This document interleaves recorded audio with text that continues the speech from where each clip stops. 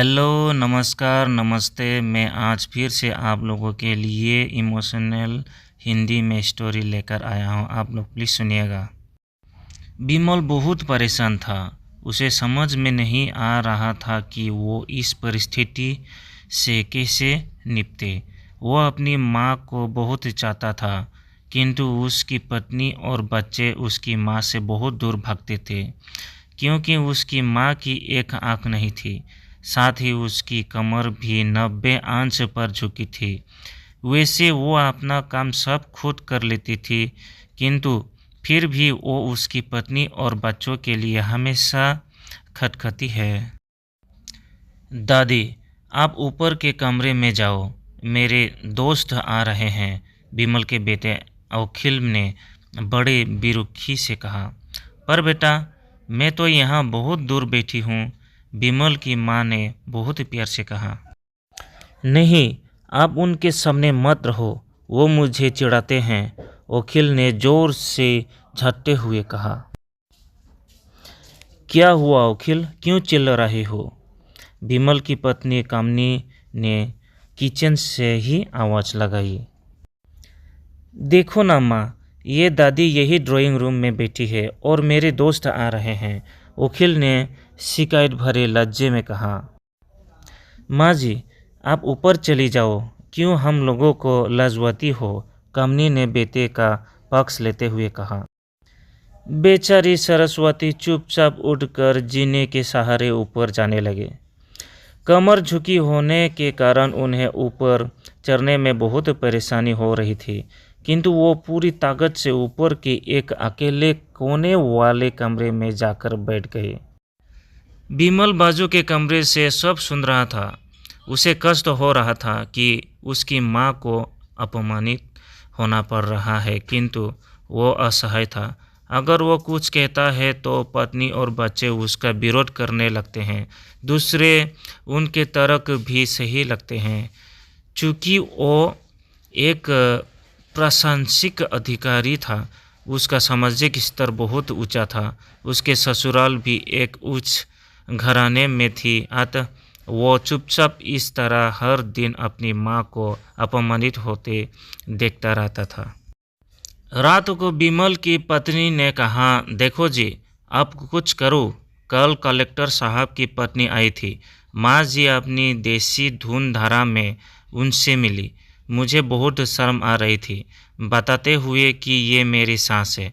मैंने कह दिया कि दूर की रिश्तेदार है, इलाज कराने आई है। बिमल को रोना आ गया, किंतु फिर भी वो चुप रहा। उसे समझ में नहीं आ रहा था कि वो क्या करे।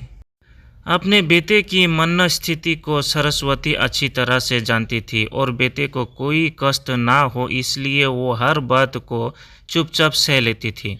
बिमल बहुत उदास रहने लगा। एक तरफ परिवार और सामाजिक स्तर पर जीने की प्रतिबद्धता थी, तो दूसरे ओर माँ। आखिर माँ से अपने बेटे की यह हालत नहीं देखी गई। एक दिन उसने अपने बेटे से कहा, बिमल, बहुत दिन हो गए हैं, मैं अपने गांव जाना चाहती हूँ, मुझे वहाँ पहुँचा दो। मेरा यहाँ मन नहीं ला रहा। किंतु माँ, वहाँ तो कोई नहीं है, तुम्हारी देखभाल कौन करेगा? बिमल ने आश्चर्य से पूछा। अरे, सब गांव वाले तो हैं और वो तुम्हारे मामा जी तो उसी गांव में रहते हैं, और फिर हम सारी व्यवस्थाएं कर आएंगे ना। कामनी को तो जैसे मन की मुराद मिल गई हो। हाँ बेटा, बहुत सही कहा रही है, सरस्वती ने लंबी सांस लेते हुए कहा। बिमल जानता था कि गांव में माँ की देखभाल करने वाला कोई नहीं है, लेकिन अपनी पत्नी की जीत के कारण वह अपनी माँ को गांव छोड़ने पर विवश हो गया। माँ को गांव छोड़कर आते वक्त उसे रोना आ रहा था तथा अपनी बेबसी पर गुस्सा भी आ रहा था, किंतु परिवार, पत्नी और समाज ने उसके इन मनोभावों को दबा दिया और वो सुकून सा महसूस करने लगा। कुछ दिनों के बाद उसके चाचा, जो अमेरिका में रहते थे, आने वाले थे। जब बिमल बहुत छोटा था, उसके पिता जीवित थे, तब वो भारत आए थे और उसके बाद वो अब भारत आने वाले थे। पूरा परिवार और आस पड़ोस बहुत उत्साहित था। अमेरिका से बिमल के डॉक्टर चाचा आ रहे थे। डॉक्टर रमेश ने जैसे ही घर में कदम रखा, सबने मिलकर बहुत उत्साह से उनका स्वागत किया। डॉक्टर रमेश ने बिमल की ओर देखा तो बिमल ने अपनी आंखें झुका ली। डॉक्टर रमेश सब समझ गए। बोले, कल हम भाभी से मिलने गांव चलेंगे सब लोग। दूसरे दिन सभी लोग गांव के घर में पहुंचे। देखा कि सरस्वती को बहुत तेज बुखार है और वो पलंग पर असहाय पड़ी है। डॉक्टर रमेश दौड़कर सरस्वती के पास गए, उनके पैर छू कर रोने लगे। सरस्वती की ये हालत उनकी कल्पना से पड़ी थी। वो बेटा बिमल, तूने तो नाम उजागर कर दिया। अपनी माँ की ये हालत देखकर तुझे तो शर्म भी नहीं आ रही होगी। डॉक्टर रमेश ने बिमल को लगभग डांटते हुए कहा। नहीं देवर जी, बिमल का कोई दोष नहीं है, मैं खुद गांव आई थी। सरस्वती ने अपने बेटे का बचाव किया।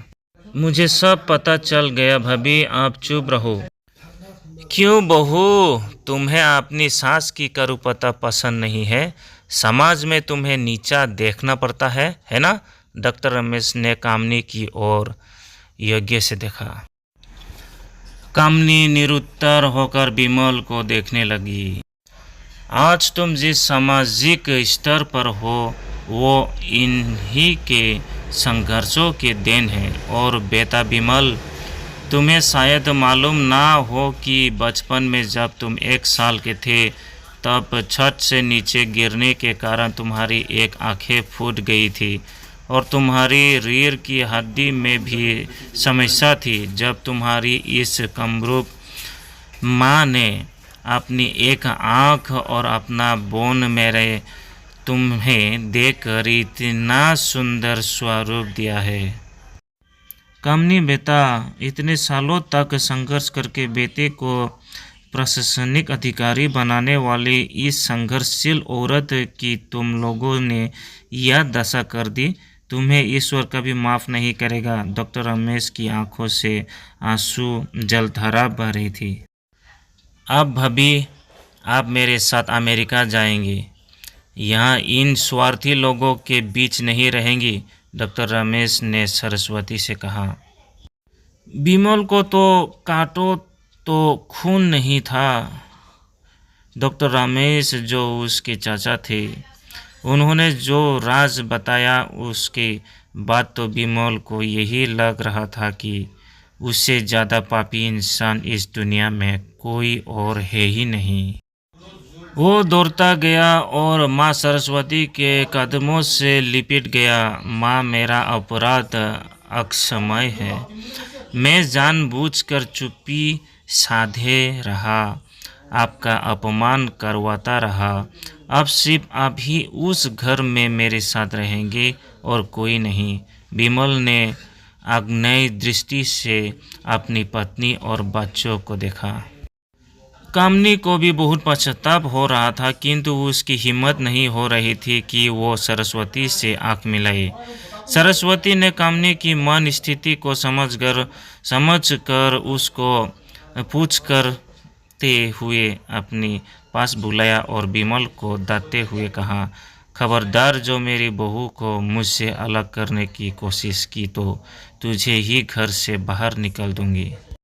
कामनी और बच्चों ने सरस्वती के पैर पड़ते हुए अपने व्यवहार पर माफ़ी मांगी और माँ के हृदय ने सबको माफ़ कर दिया।